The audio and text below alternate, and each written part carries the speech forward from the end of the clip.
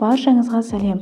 Айныған немесе ашыған айраннан осындай қарапайым пирог жасағыларыңыз келсе, видеоны соңына дейін көріңіздер. Ол үшін бізге ұн, жұмыртқа, айран, қант, сұйық май және қопсытқыш қажет. Ыдысымызға 3 жұмыртқаны саламыз. Оған қантты қосып, миксермен жақсылап араластырамыз. Пирогтың құрамына қосатын заттардың мөлшерлерін видеоның астына қалдырып кетемін. Шамамен 2-3 минут араластырып, осындай әппақ болып шығуы қажет. Одан кейін ыдысымызға айранды, сосын сұйық майды құямыз. Миксермен жақсылап араластырамыз.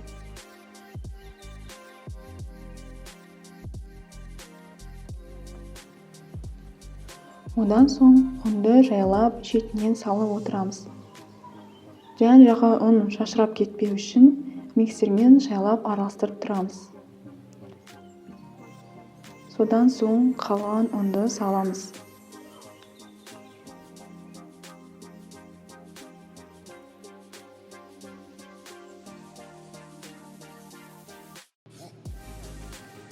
Ұнға қопсытқышты салып, оны да араластырамыз.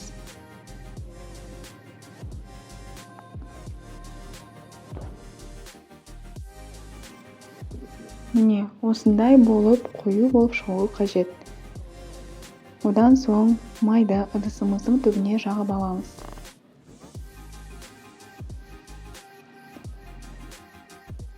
Дайын болған массамызды ыдысқа құямыз.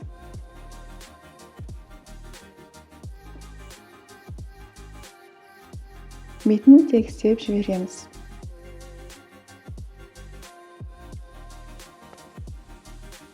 (180 градусқа қызып тұрған пешке 30-40 минутқа саламыз. Осылай піскен немесе піспегенін тексереміз.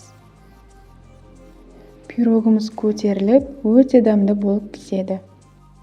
Тамашалағандарыңызға рахмет. Видеоға лайк қойып, комментарий жазып кетіңіздер.